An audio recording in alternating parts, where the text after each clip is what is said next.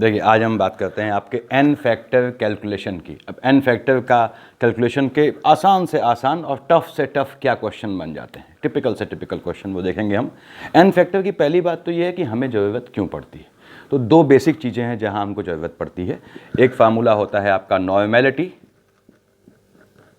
Is equal to molarity into n factor. एक चीज़ तो यहाँ पे ज़रूरत पड़ती है। अगर हमको जो है मोलैरिटी दी हो तो हम नॉर्मेलिटी निकाल सकते हैं, नॉर्मेलिटी दी हो तो मोलैरिटी निकाल सकते हैं।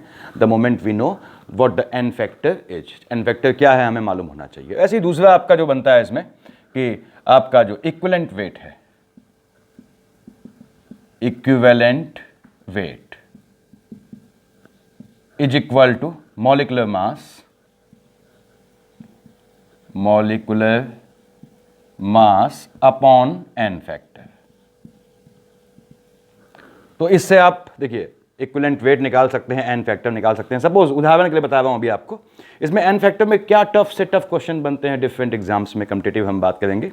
जैसे आपने कहा साहब HCl का, अभी हम ऐसे ही लिख ले रहे हैं कि एन फैक्टर 1 होता है, ठीक।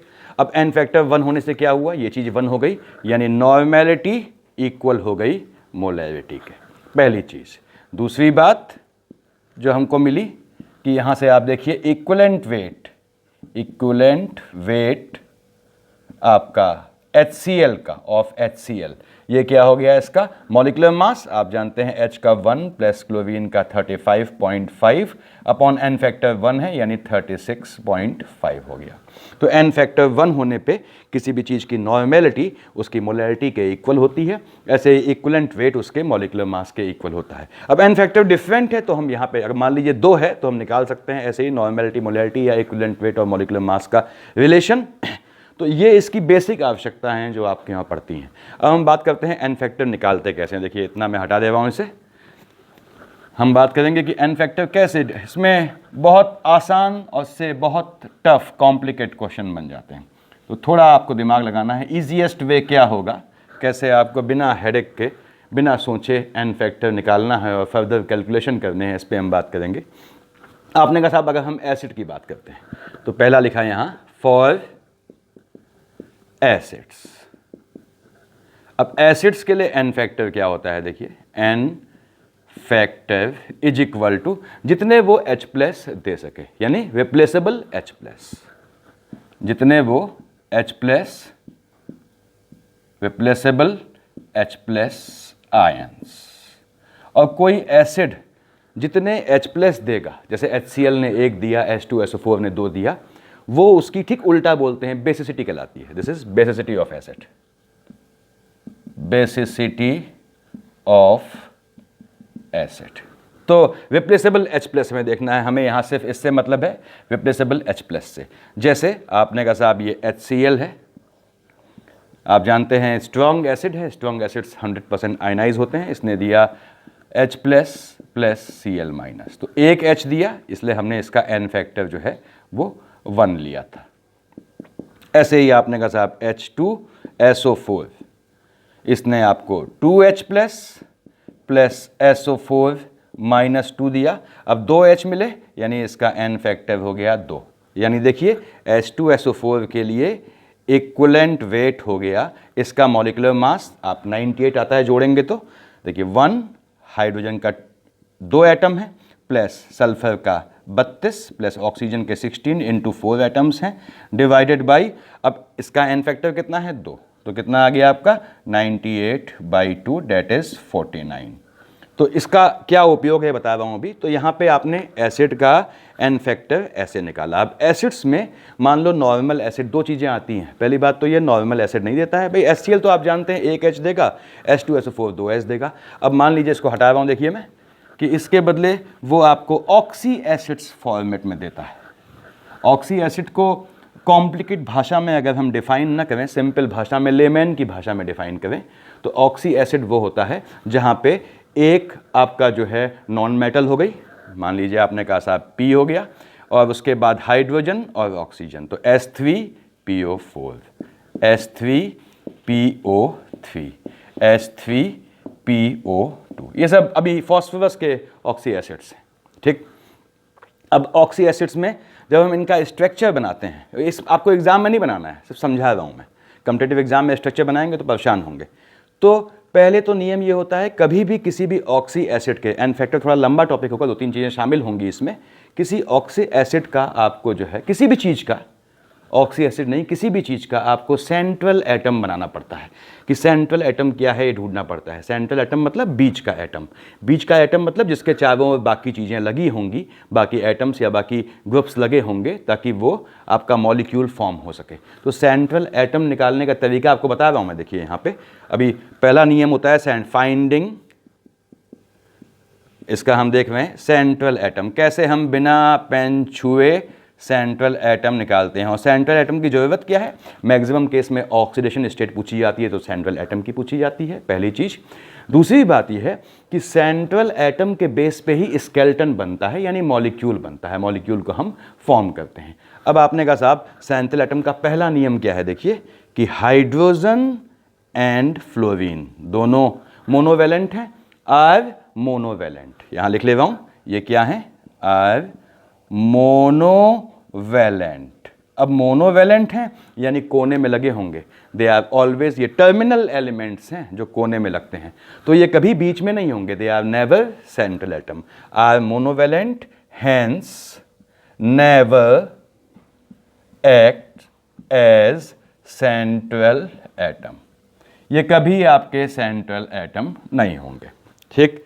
दूसरा नियम सीक्वेंस से फॉलो कर रहे हैं, देखिए हम कि H और F तो सेंट्रल एटम होंगे नहीं, तो उसके बाद क्या बचा आपका, जिसकी संख्या सबसे कम है, जिसकी एटॉमिसिटी, जिसके एटम सबसे कम है, वो सेंट्रल एटम होगा। यानी एलिमेंट हुज एटॉमिसिटी बोलते हैं इसे, एटॉमिसिटी, एटम की संख्या, एटॉमिसिटी, तो यहां whose atomicity is least will act as central atom, will act as central atom, जिसकी संख्या सबसे कम है वो सेंट्रल एटम होता है। एटॉमिसिटी मतलब बाद में जो स्टोकियोमेट्री लगी होती है, स्टोकियोमेट्री दो तरह की होती है, प्री स्टोकियोमेट्री जो पहले लगी हो, जैसे मान लीजिए मैंने आपसे कहा 2NH3, तो NH3 के पहले 2 लगा हुआ है, ठीक, तो वो क्या हुआ, प्री स्टोकियोमेट्री। यहाँ देखिए पोस्ट स्टोकियोमेट्री जो बाद में लगी है, H के बाद 3 लगा है, P के बाद कुछ नहीं है यानी 1 है, O के बाद 4 लिखा हुआ है, तो हाइड्रोजन के 3 एटम हैं, फॉस्फोरस का 8 एटम है, ऑक्सीजन के 4 एटम है। ये पोस्ट स्टोकियोमेट्री होती है जो एटॉमिसिटी या एटम की संख्या बताती है। अब element whose atomicity is least will be central atom. अब यहाँ पे एक लफड़ा है, मान लीजिए 2 एलिमेंट ऐसे हो जाएं जिनके एटम्स की संख्या कम हो, तो देख लीजिए यहाँ पे तीसरा नियम आता है कि इफ मोर देन 2, मैं साथ साथ बोलते चल रहा हूं ताकि आपको लिखने में समझने में आसानी रहे, if more than 2 elements in the compound are having least atomicity, atomicity जो है एक से ज़्यादा एलिमेंट की मिनिमम है, देन तो जो इलेक्ट्रोपॉजिटिव होगा यानी जो कम इलेक्ट्रोनेगेटिव होगा, एक ही बात है, वो सेंट्रल एटम होगा। Then the element which is more electropositive will act as central atom, will act as central atom। ये सेंट्रल एटम के नॉर्मल नियम थे। देखिए अब आपने कहा इसका मतलब क्या है, यहां देखिए हाइड्रोजन H3PO4 में हाइड्रोजन सेंट्रल एटम होगी नहीं, पहला नियम कहता है। सेंट्रल एटम कैसे निकाल रहे हैं, ऐसे ही देख ले रहे हैं। उसके बाद क्या बच गया, P और O, किसकी संख्या कम है, P की संख्या कम है, ऑक्सीजन तो 4 है तो ये सेंट्रल एटम हो गया। सेम H होगी नहीं, ऑक्सीजन 3 है तो ये सेंट्रल एटम हो गया, तो ये सेंट्रल एटम हो गया। अगर आप और चेक करना चाहते हैं, यहाँ देखिए H2SO4, हाइड्रोजन सेंट्रल एटम होगा नहीं, पहला नियम कहता है। अब सल्फर और ऑक्सीजन में किसके एटम यानी किसकी पोस्ट स्टोइकियोमेट्री बाद में लिखा हुआ गुणक या फैक्टर कम है, एस का कम है, तो एस सेंट्रल एटम हो गया। ऐसे ही आपने कहा साहब ये HNO3, H होगा नहीं, अब दोनों में किसकी संख्या कम है, ये सीक्वेंस में नियम लगेंगे। आपने कहा साहब N की संख्या कम है तो N सेंट्रल एटम हो गया। ठीक, अब तीसरा नियम कब लगा, आपने कहा साहब ये HCN हाइड्रोजन साइनाइड। अब देखिए हाइड्रोजन सेंट्रल एटम होगा नहीं, पहला नियम यह कहता है। दूसरा नियम यह कहता है कि जिसकी अब क्या बच गया, C और N, किसकी संख्या कम हो वो सेंट्रल एटम होगा। इत्तेफाक से C भी एक है, N भी एक है। अब यहां दिक्कत आ गई तो आपने तीसरे नियम का सहारा लिया। तीसरा नियम तभी लेंगे जब दूसरा नियम आपका कन्फ्लिक्ट पैदा करे, दिक्कत पैदा करे, एम्बिग्यूटी लाए, दुविधा लाए। तो आपने कहा साहब HCN में S तो होगा नहीं, अब C और N में इलेक्ट्रोपॉजिटिव कौन है? अरे हम तो जानते हैं साहब नाइट्रोजन इलेक्ट्रोनेगेटिव है। आप जानते हैं इलेक्ट्रोनेगेटिविटी के ऑर्डर में ये टॉप पे आते हैं, FON। फॉन कॉन्सेप्ट होता है, कभी बताऊंगा आप लोगों को। तो नाइट्रोजन तो इलेक्ट्रोनेगेटिव हो गया, तो पॉजिटिव कौन हुआ? C, यानी यहाँ पे सेंट्रल एटम C होगा। तो ऐसे सेंट्रल एटम निकाला जाता है। यहाँ हमारा मुद्दा जो है सेंट्रल एटम निकालना नहीं है, जस्ट कैसे हम एसिड्स में बिना पेन छुए एन फैक्टर निकालेंगे उसकी बात कर रहा हूँ। इसको हटा देता हूँ मैं, एंड मुझे उम्मीद है आप सेंट्रल एटम किसी भी कंपाउंड में या किसी भी स्पीसीज में निकाल लेंगे। इसको हटा दिया, देखिए हमने। तो सेंट्रल एटम निकालना देखने के बाद अब हम बात कर रहे हैं कि कैसे हमने इसका बताया कि एन फैक्टर क्या है। कुछ नहीं करना, देखिए आपको स्ट्रक्चर बनाना सबसे आसान काम है। आपको अगर आप लुइस डॉट सारे कॉन्सेप्ट फॉलो करेंगे तो बहुत टाइम वेस्ट हो जाएगा आपका। देखिए फॉस्फोरस की NPASSBBI, नाइट्रोजन फैमिली के मेंबर है, सेंट्रल एटम इसका NPASSBBI। तो फॉस्फोरस के आपके ऑक्सी एसिड बनाने का नियम देखिए, आपने सेंट्रल एटम लिखा, इसमें भी लिखा, इसमें भी लिखा, इसमें भी लिखा, ये मॉलिक्यूल है, ये है, ये। ठीक, डबल बॉन्ड से आपने एक ऑक्सीजन यहां अटैच कर दी। देखिए कुछ आपको अपना दिमाग नहीं लगाना। अब आपको देखना है इसमें कितनी O बची, एक O यूज हो गई, 3 O बची, 3 H हैं, बिल्कुल हैं। तो साहब ये OH, ये OH, ये OH। यहां देखिए P डबल बॉन्ड O, एक O कंज्यूम हो गई, कितनी O बची? 2 O बची। क्या 2 H हैं? हाँ बिल्कुल हैं, 2 से ज़्यादा हैं, 3 H हैं। तो ये तो OH हो गया, ये भी OH हो गया, क्या बच गया? एक H बच गई, आपने ऐसे लगा दिया। यहां देखिए डबल बॉन्ड O, एक O कंज्यूम हो गया, कितना O बचा? एक O बचा। क्या एक H है? बिल्कुल, 3 H हैं। तो ये तो OH आ गया, बाकी बच गई 2 H, ये हो गया, ये हो गया। ये इनका स्ट्रक्चर हो गया। देखिए कितना आसान है, आपको बनाना नहीं है वहां पे कॉम्पिटिटिव एग्जाम में। अब ऑक्सीजन इलेक्ट्रोनेगेटिव है, शेयर्ड इलेक्ट्रॉन को अपने पास खींचेगा तो ये भी H+ दे देगा, ये भी दे देगा, ये भी दे देगा। कितने देगा? 3 H+ देगा, यानी एन फैक्टर कितना हो गया? 3 हो गया। देखिए यहाँ पे एन फैक्टर कंप्लीट लिख दूं क्योंकि एन में आप मोल से कंफ्यूज ना हो। एन फैक्टर आपका 3 हो गया। यहाँ देखिए ऑक्सीजन इलेक्ट्रोनेगेटिव है, ये भी नेगेटिव है, ये भी इलेक्ट्रॉन खींचेगा, ये भी खींचेगा, ये निकल सकता है, ये निकल सकता है। तो एन फैक्टर यहाँ पे हो गया 2, ऐसे ही यहाँ पे एन फैक्टर हो गया 1। अब आपने कहा साहब हमने इस H को क्यों नहीं शामिल किया, ये क्यों नहीं निकल सकती, ये H क्यों नहीं निकल सकती? इसलिए नहीं निकल सकती क्योंकि फॉस्फोरस भी इलेक्ट्रोपॉजिटिव है और हाइड्रोजन भी इलेक्ट्रोपॉजिटिव है। कंपैरिजन नहीं कर रहा हूँ अभी मैं।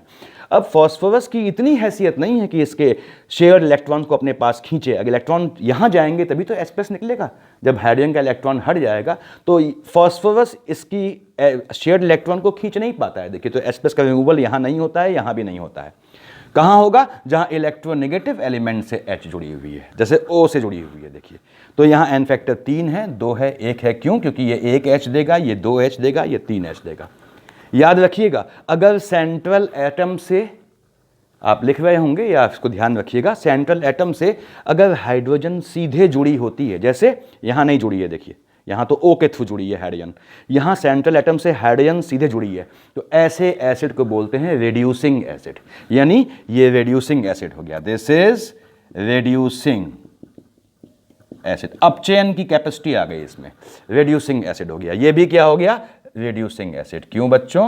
क्योंकि यहाँ पे आप देख रहे हैं सेंट्रल एटम से 2 H जुड़ी हैं।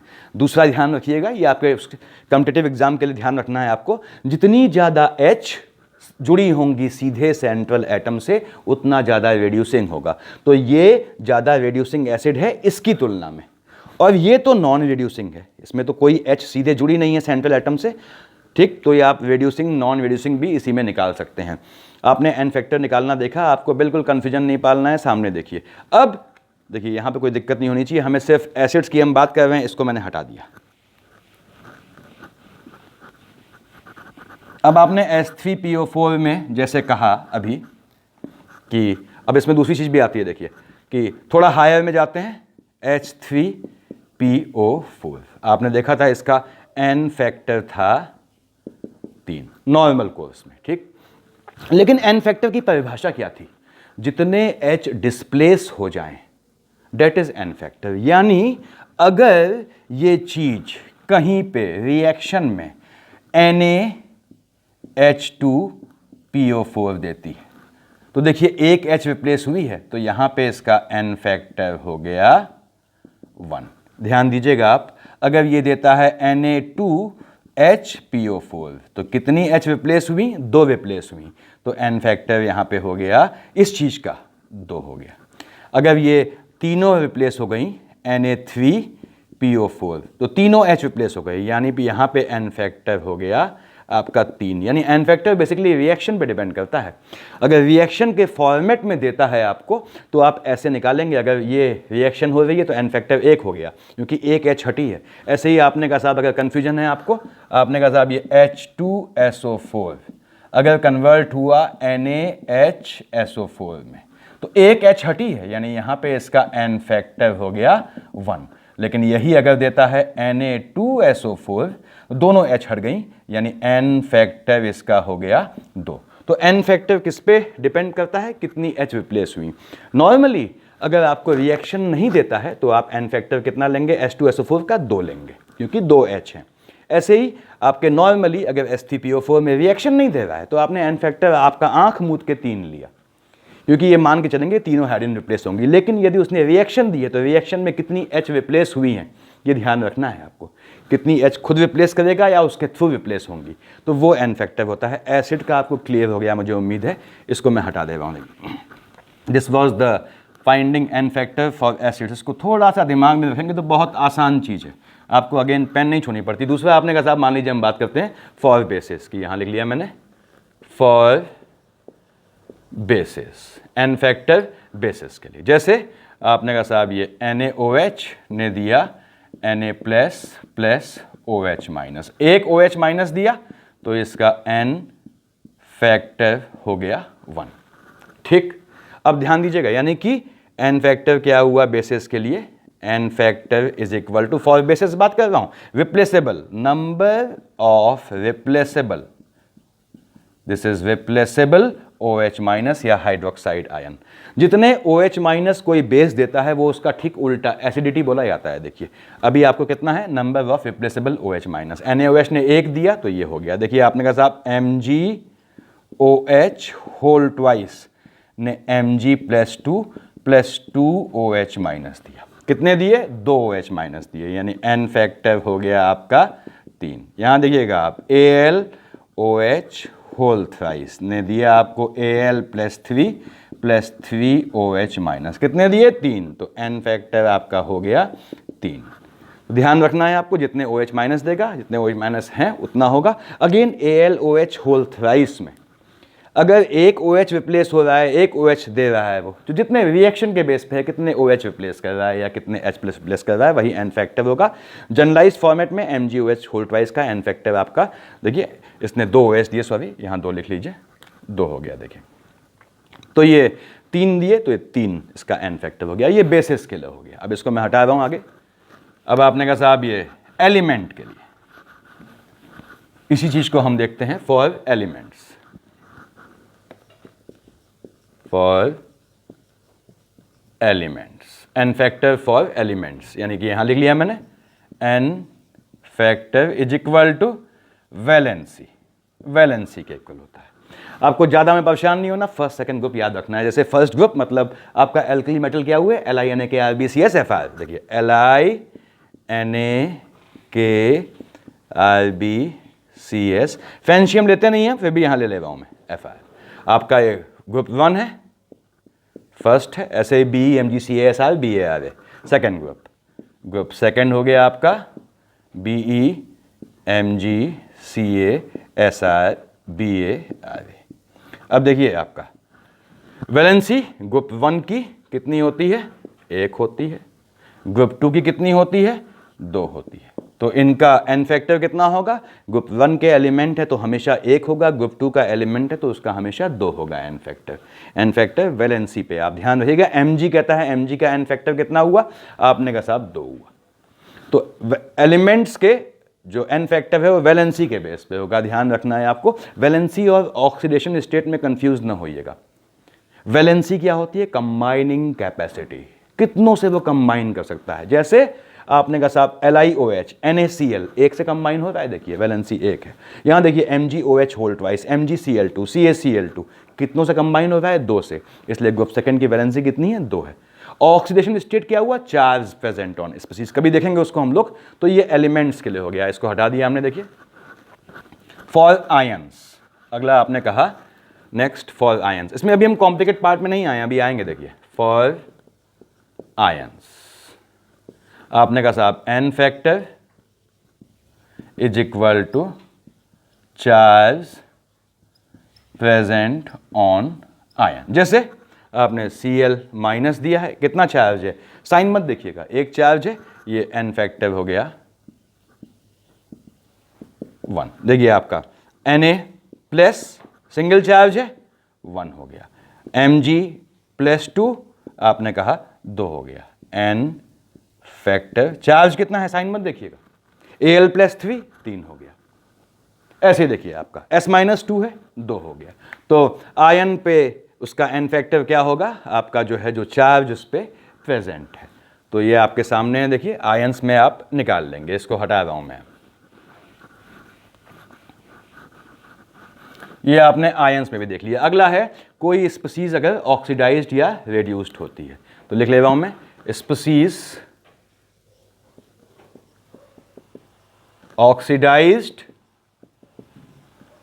और रेड्यूस्ड, उसमें n फैक्टर हो गया आपका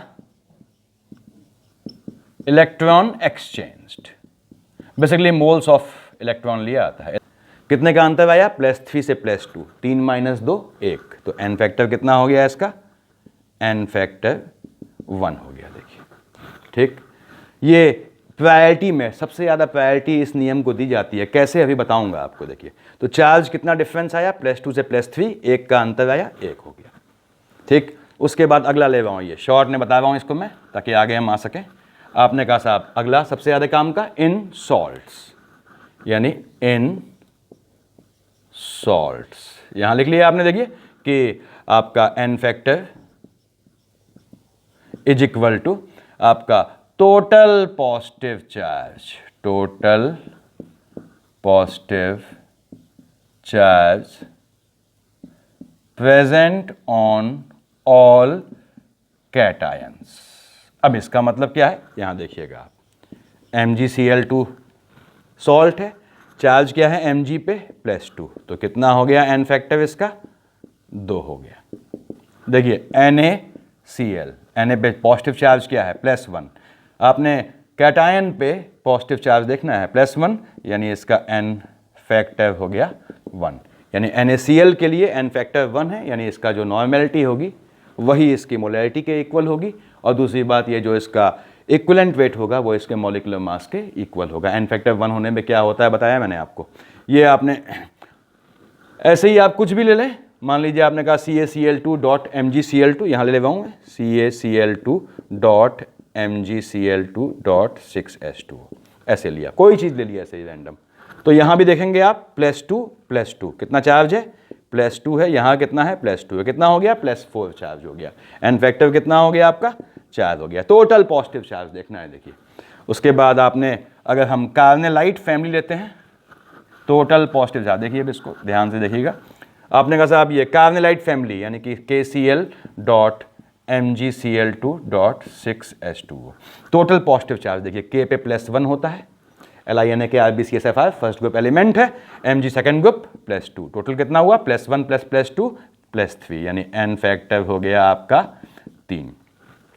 ये ध्यान दीजिएगा आप लोग, n फैक्टर 3 हो गया इसका। देखिए अब हमने इसके बदले कुछ और लिया, मान लीजिए आपने कहा साहब हम लेते हैं कुछ भी ले लेते हैं, आपने K2SO4 ले लिया, देखिए K2SO4 dot Al2SO4 whole thrice 24H2, ये आपका हो गया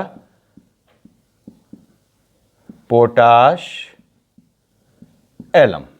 देखिए पोटाश एलम का केस है, आपने कहा साहब इसका क्या होगा, टोटल पॉजिटिव चार्ज देखिए K पे +1 होता है, ये देख लिया आपने, और एल्युमिनियम पे +3 होता है, तो एन फैक्टर कितना हो गया, ध्यान दीजिएगा आप लोग, टोटल पॉजिटिव चार्ज +1 × 2 +1 और K के 2 एटम हैं, प्लस एल्युमिनियम पे +3 चार्ज, कितने एटम हैं, 2 × 2, यानी कितना हो गया, ये 8 हो गया। तो इसका एन फैक्टर जो है वो 8 हो गया। इसीलिए इसका जो इक्विवेलेंट वेट होता है, equivalent weight is equal to इसका मॉलिक्यूलर मास 948 डिवाइडेड बाई 8।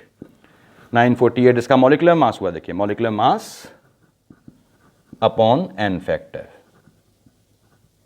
तो ये इसका 948/8, इसका क्या हुआ एन फैक्टर, एन फैक्टर 8 हो गया। देखिए इसका आप सॉल्व करेंगे, ये आता है 118.59 के आसपास, दिस इज अप्रॉक्सीमेटली 118.59।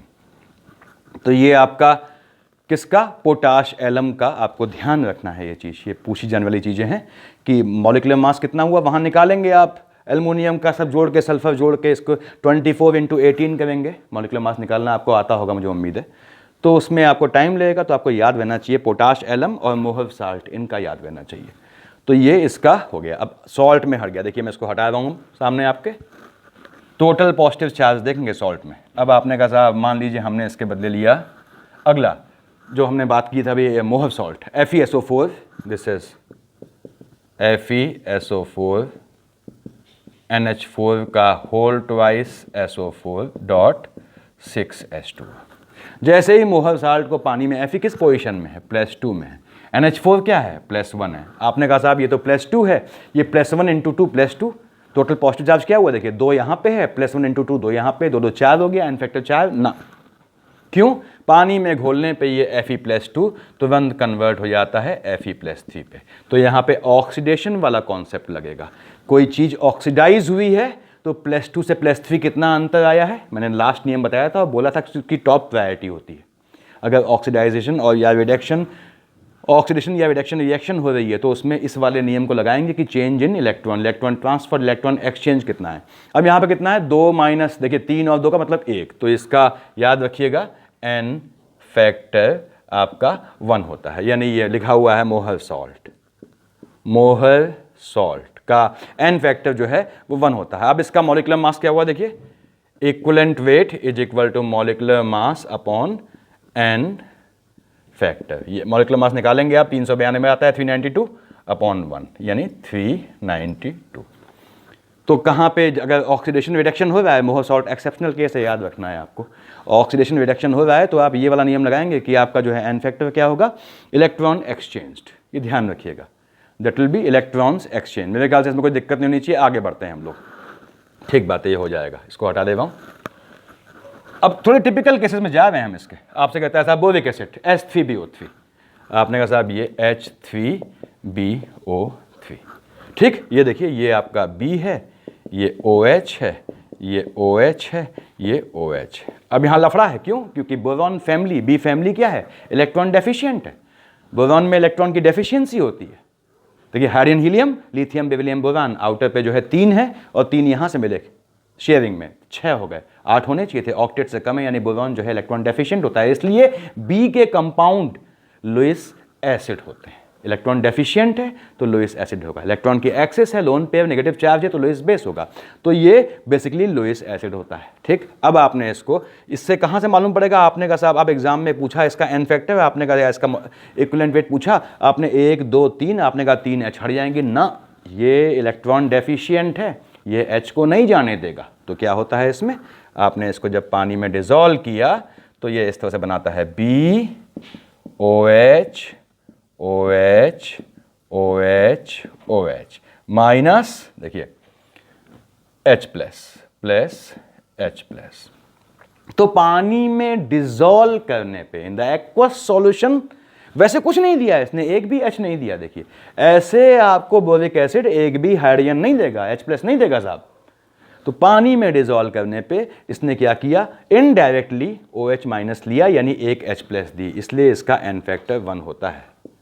तो ये आपको एक्सेप्शनल केस आपको याद रखने हैं कि इसका N फैक्टर जो है यहाँ पे 1 हो जाएगा। वैसे बोरिक एसिड आपका देखिए कोई H+ नहीं दे रहा है साहब, तो कब देगा, जब ये पानी में डिजोल्व करेंगे। किस तरह से देगा, देखिए ऐसे, चाहे आप इसको ऐसे लिखें, टफ लिख रहा है तो आपने कहा साहब BOH का होल 4 माइनस प्लस H+, एक ही बात लिखी है हमने। देखिए तो H3BO3 का ये केस हुआ, इसमें N फैक्टर क्या है आपके सामने 1 है। देखिए कोई दिक्कत नहीं होनी चाहिए इसमें, आगे बढ़ाता हूं इसे। आपसे कहता है साहब अमोनिया का, कहीं फंसते हैं आप तो आप उसको आप डिजोल्व कीजिए पानी में या सॉल्यूशन में। आपने कहा साहब अमोनिया NH3 ये plus H2SO4 gives NH4 whole twice SO4। देखिए NH3 plus H2SO4 gives NH4 whole twice SO4, ठीक। अब प्लस H2O बना वो अलग बात है, आपने यहाँ पे प्लस H2O लिख दिया वो अलग बात है।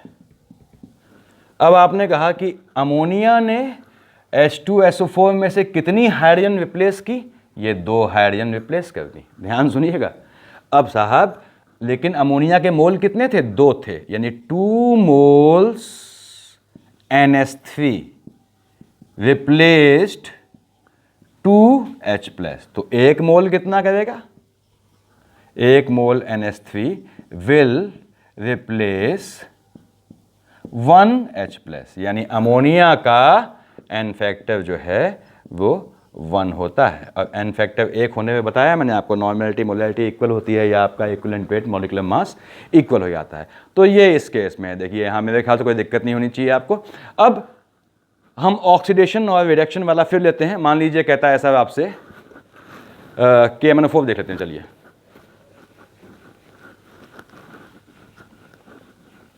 जब ऑक्सीडेशन स्टेट में कोई चेंज नहीं होगा, आपने कहा साहब व्हेन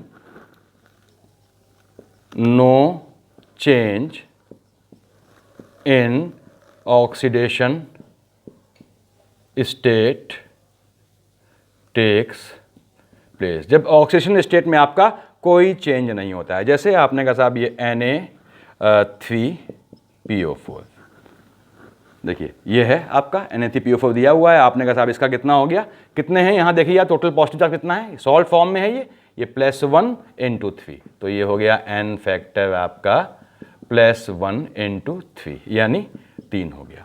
N फैक्टर 3 होने से क्या हुआ, आपने देखा कि इक्विवेलेंट वेट जो है वो मॉलिक्यूलर मास का 1/3 हो गया, मॉलिक्यूलर मास का 1/3 हो गया। ऐसे ही आपका नॉर्मेलिटी मोलैलिटी का रिलेशन निकाल लेंगे। मान लीजिए KCl आप देख चुके हैं तो हमको उसको देखने की जरूरत नहीं।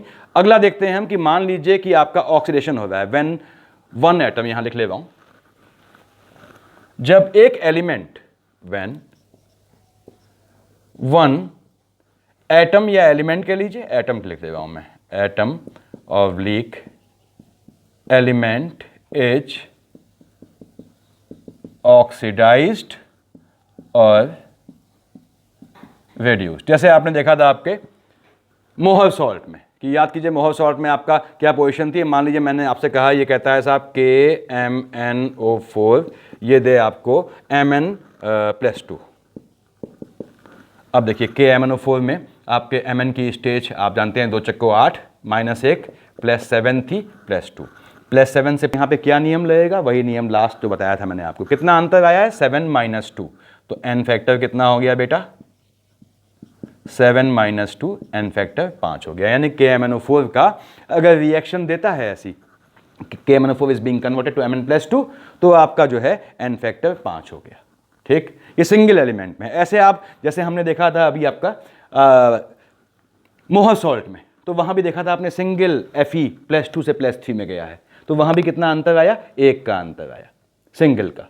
इसमें आप और ले सकते हैं, मान लीजिए मैंने आपसे कहा कि KMnO4 के बदले हम अगर लेते हैं K2Cr2 से ले लीजिए, चलिए K2Cr2O7, ठीक है।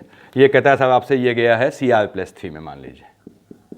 अब कहता है K2Cr2O7 का N फैक्टर क्या होगा। देखिए ये Cr+3 में गया है, याद रखिएगा। अब Cr का यहाँ पे स्टेज क्या है, देखिए ऑक्सीडेशन स्टेट निकालना आपको आता होगा, मुझे उम्मीद है, अगर अदरवाइज बता दूंगा नेक्स्ट चैनल में।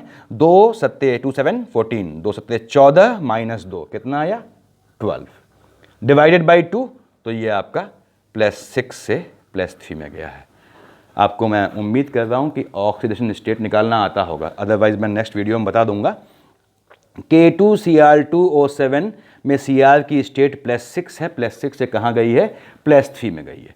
अब +6 से +3 में गई है अगर, तो कितने का अंतर आया 3 का अंतर आया। देखिए आपने कहा साहब ये 6 - 3 = 3, तो आप बड़े खुश हो गए कि K2Cr2O7 का इस रिएक्शन में n फैक्टर 3 होगा ना, नहीं, क्यों? क्योंकि जिस कंपाउंड का निकालना है n फैक्टर, उसमें टोटल वो Cr कितने हैं, टोटल वो एलिमेंट कितने हैं, 2 हैं। देखिए तो आपने कहा साहब टोटल चेंज क्या हुआ यहाँ पे, n फैक्टर 1 क्रोमियम में अंतर कितना आया है +6 - +3, 3 का अंतर आया है, 2 में कितने आएगा 2 × 3, ये n फैक्टर 6 हो गया। तो K2Cr2O7 गिव Cr +3 में n फैक्टर 6 होगा, ध्यान रखिएगा भाई आप लोग। तो टोटल जितने भी उसमें वो एटम दिए हुए हैं, जिसका हम देख रहे हैं सेंट्रल एटम जितना दिया हुआ है, उसकी संख्या से गुणा कर देंगे पर आपके सेंट्रल एटम के चेंज में। यहाँ पे एक Cr में 3 का अंतर आया है, Cr कितने हैं 2 हैं, तो K2Cr2O7 का n फैक्टर, हमने Cr का नहीं पूछा है, K2Cr2O7 का n फैक्टर पूछा है, तो टोटल सेंट्रल एटम की संख्या कितनी है 2 है। तो यहाँ पे इस तरह से आप 2 से मल्टीप्लाई कर देंगे। अगला कहते हैं साहब, मान लीजिए ये कहता है साहब इसमें, देखिए इसको हटा दे रहा हूँ मैं। नेक्स्ट है आपका when more than one element, ऐसे लिख दूं यहीं पे, व्हेन more than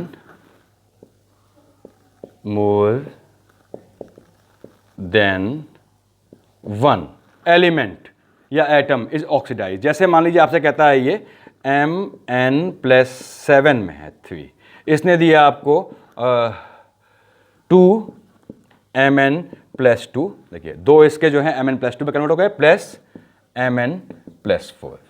कहता है साहब ये रिएक्शन क्या है, 3Mn+3 gives 2Mn+2 plus Mn+4, यानी कि इसमें से 2Mn+3 ने तो इसमें आपके देखिए रिड्यूस हुए हैं और बाकी ये इसमें ऑक्सीडाइज हुआ है, +3 से +2 स्टेट गई है। आप कह सकते हैं डिस्प्रपोर्शनेशन का एक अच्छा एग्जाम्पल है। तो ये +3 से देखिए आपका यहाँ +2 गया है, और साहब ये +3 क्यों, +7 ले लूँ यार, सॉरी यहाँ पे +7 ले लेता हूँ, चलिए +7 से +2 गया है, +7 से +4, तो अब हम +7 ले रहे हैं, तो यहाँ पे डिस्प्रपोर्शनेशन नहीं रहा, क्यों? क्योंकि यहाँ भी स्टेट डिक्रीज हुई है, ये भी रिडक्शन है, और साहब ये भी रिएक्शन रिडक्शन है। याद रखिएगा सर, आपकी ऑक्सीडेशन स्टेट आयन का क्या होता है, चार्ज प्रेजेंट ऑन इट, तो इसका कितना है बेसिकली +7 है। देखिए +7 स्टेट है इसकी, +7 से स्टेट डिक्रीज की, स्टेट डिक्रीज करने का मतलब क्या होता है रिडक्शन, स्टेट बढ़ने का मतलब क्या होता है आपका ऑक्सीडेशन। वीडियो थोड़ा लंबा हो गया है तो पैनिक ना होइएगा। अब यहाँ पे देखिए 2Mn+7 किस में कन्वर्ट हुए हैं, 2Mn+2 में, सीधे लिख रहा हूँ मैं, n factor is equal to कितना स्टेट में अंतर आया है, Mn+7 से +2 गया है, कितने का अंतर आया 7 - 2, देखिए 5 का अंतर आया, 7 - 2। अब कितने हैं 2 Mn+2 इसमें कन्वर्ट हुए हैं, तो × 2 टोटल ये हो गया, प्लस एक Mn+7 Mn+4 में गया है, कितने का अंतर आया 7 - 4, 3 का अंतर आया 3, और कितना 1 यानी 3 × 1। अब टोटल कितने थे 3 थे Mn, तो सिंगल कितना हुआ, सिंगल में क्या अंतर आया 3। ये आपका इसका n फैक्टर आ गया, आपने 7 - 2 यानी 13/3, देखिए 7 - 2 आपका 5 दूनी 10 3 तेवर, तो 13/3 इसके चूंकि 3 है यहाँ पे, तो 13/3 इसका आ गया। देखिए तो ये आप देख रहे हैं कि यहाँ फ्रैक्शनल में आ गया, उसके लिए पैनिक नहीं होना है, क्योंकि बेसिकली आपका जो है जो n फैक्टर जो है यहाँ पे आपके जब चार्ज का केस आता है, तो n फैक्टर क्या होता है basically moles of electron transfer, वो इलेक्ट्रॉन ट्रांसफर नहीं है, तो मोल निकालेंगे तो वहाँ पे फ्रैक्शन में आ जाएगा। देखिए 19/3। अब आपने अगला लिया इसका, मान लीजिए कुछ और ले लेते हैं, कैसे मान लीजिए कहता है, लिख लीजिए 2Mn+7, यहीं लिख लूँ, इसको हटा देता हूँ। देखिए मान लीजिए हमने लिया इसमें बदले 2Mn+7 gives Mn+4 plus Mn+2, again 7 से 4 डिक्रीमेंट, 7 से 2 डिक्रीमेंट, दोनों क्या है रिडक्शन के केस है। तो साहब आपने कहा कि इसका n फैक्टर कितना हुआ। देखिए n फैक्टर ध्यान दीजिएगा, एक इसके आयन ने ये दिया है 7 - 4 कितने का अंतर आया, 7 - 4, एक आयन ने दिया है, दूसरे ने कितने का दिया है, +7 से +2, तो 7 - 2, ये दो डिफरेंस आए, दो ही हैं इसके। देखिए आयंस डिवाइडेड बाई, अब टोटल कितने हैं, 2 हैं, तो 2 से डिवाइड कर दिया कि हमें इसका निकालना है इंडिविजुअल, तो सिंगल देखेंगे। मॉलिक्यूल में निकालना है K2Cr2O7 में, तो 2 Cr हैं उसमें, Cr2, तो मॉलिक्यूल में जितने सेंट्रल एटम हैं उनका टोटल लिया जाएगा, Cr का जितना था तो Cr2 में 2 से गुणा कर देंगे। लेकिन स्पेसिफिक आयंस में लेने में सिंगल आयन में लेंगे ऑब्वियसली, तो आपने यहाँ 2 से डिवाइड कर दिया, इससे पहले आपने 3 से डिवाइड किया था, क्यों, टोटल आयन 3 हो गए थे। तो ये आप निकाल लेंगे, 4 3 ये हुआ देखिए, और मेरे ख्याल से ये 5 यानी 4 आ गया। तो इसका n फैक्टर आपका जो है यहाँ पे 4 आ गया। तो ये कौन सा केस है, जब आपका कोई भी स्पीसीज ऑक्सीडाइज्ड हो या रिड्यूस्ड हो, लेकिन उसमें 2 डिफरेंट केसेस आ रहे हो। देखिए ये +4 में भी रिड्यूस हुआ और +2 में भी रिड्यूस हुआ। ऐसे ही आप चाहें तो, जैसे पिछले वाले केस में कन्फ्यूजन था, आप चाहें तो ऑक्सीडेशन के केस ले सकते हैं, दोनों चीज़ ऑक्सीडाइज हो गई या फिर एक ऑक्सीडाइज एक रिड्यूस हुआ, सभी केस में आपको ऐसे ही अल्टीमेटली निकालना है। n फैक्टर मेरे ख्याल से आपको क्लियर हो गया होगा। Thank you.